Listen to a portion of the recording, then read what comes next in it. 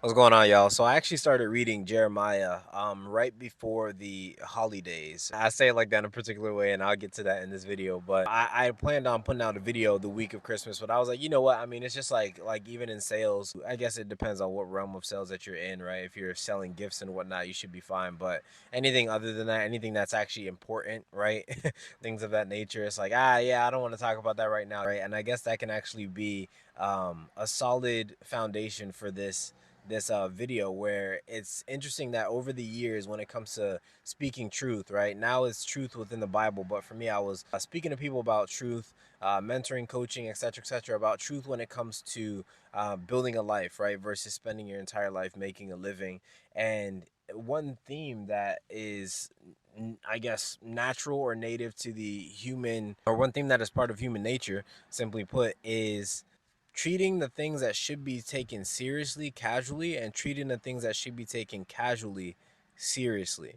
Like, people will rush home to get to their favorite Netflix series or their favorite reality TV show or whatever, right? Whatever nonsense. And then in the same breath, though, it's like they won't rush to go to the gym. You know what I mean? They won't.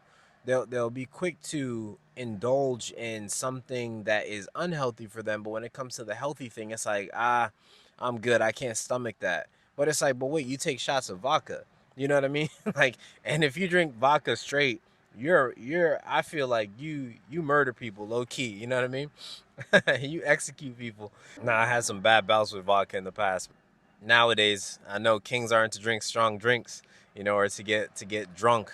Just chill. Anyways, again, it's just amazing. Like, you see it across the board, though, that people will literally exalt the mediocre things, but the things of excellency, it's like they scoff at it, or they're hesitant, or they just altogether wash their hands with it, and they're like, nah, I'm not that kind of person. But it's like, oh, so you're the person that gets diabetes before a certain age, or you're the person that wants to develop heart disease, or whatever, like just develop all these ailments, and then their habits and traditions that you pass on to your kids as just, and like, this is what we do. And yeah, I mean, some those of us who have been able to look at our parents and our family's culture and realize that, what, this culture isn't necessarily setting me up for the most success, whether it be health, spiritual wise, mentally, emotionally, etc. Cheers to you guys. But those of you who just follow, it's like, woe one to you, because then it's like you're confused about certain ailments or diseases that run within your family, thinking that, I guess, what the world's fed you is that those are hereditary diseases, when it's like, well, they're only hereditary because they're habitual, right?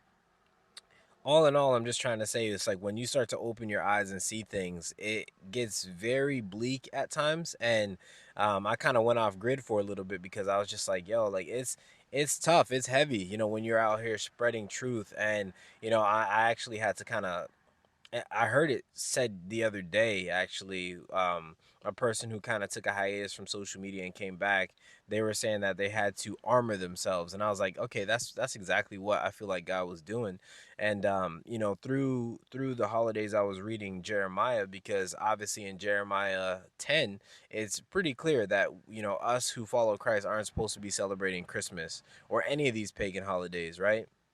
You go to Leviticus 23, and there's a whole list of feast days that God gives us, to honor, and that glorify and edify Him, right? And that bring us back to Him. Even Christ, was there on Passover, as I think it was after Passover or during Passover, as a jit. He was like 12 years old, and they were like, "How does this man have this much knowledge?" You know what I mean?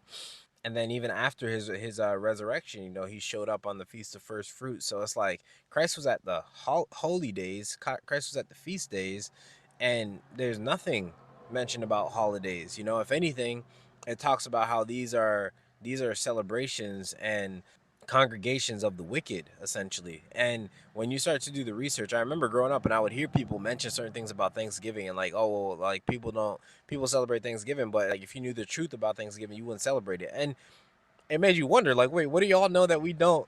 And now it's just like, being on that other side. It's interesting when you are trying to have conversations with people who supposedly read the same Bible, they categorize it as these are your convictions, but my church and my pastor, we celebrate Christmas for this reason. And it's like, was that not establishing righteousness in your own eyes? And is that not also what happened? And as you start to read the book of the prophets, right, the Old Testament, air quotes, you start to really see that like there were many warnings that God gave. And that's one thing I noticed. I was like, God's grace is giving us the warning. God's grace is, sending us the prophets. God's grace is exactly what he told the man who saw Lazarus in Abraham's bosom while he was in torments. He was in hell, and he was asking for a drop, like just a drop of water on his tongue, because he was in hell.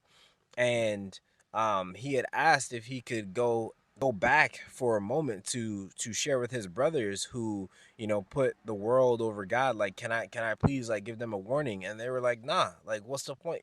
There's If they don't get it the with the prophets, we gave them the prophets, right? We gave them the testimonies, we've gave them the book of life. If they're not going to use that while it's there available, then what's the point of you telling them? They're not going to see it, right? And it's the same thing when it comes to modern days today, where it's like you have this book that we supposedly all believe in and read, but yet you have some who are trying to stay in accordance with the Most High as much as possible. Then you got others who are just kind of making things up as they go, and or just spoiling it for the newcomers, right? Because I saw a video the other day saying that like how people will trauma bond, right, even in the body.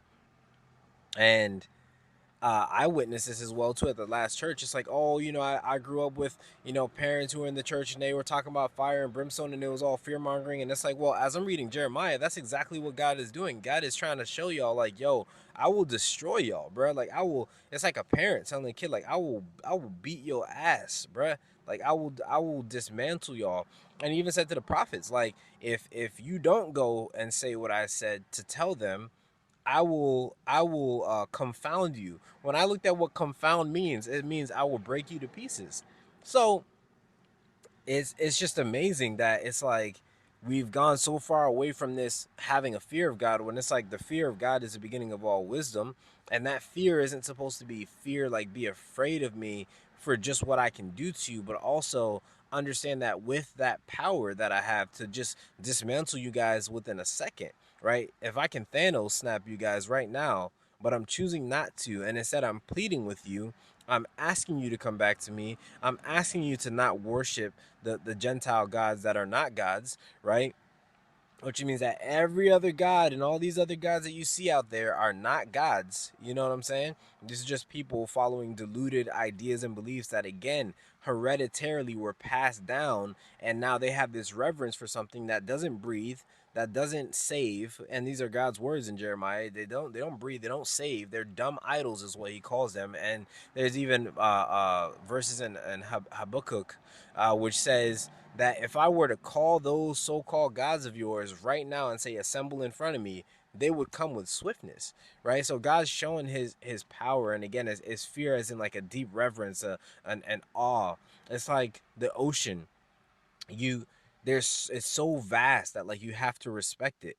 By virtue of respecting it, that fear, you respect yourself. And it's just interesting how it always comes back to that. But it's like, if you fear the Most High, you're gonna respect yourself enough to be like, man, I'll be damned if I'm in this godforsaken world for however long I'm here, and then not follow the Most High, make up rules for myself, don't live in accordance to the Bible, and convince myself that I am, though. You know what I mean? Teach others, which again, it says you'll be considered least in the kingdom who teach others, those same ways, and then end up in hell for eternity? Oh, you crazy. Nah, ain't no way. Ain't no way. Deep reverence. Anyways, love.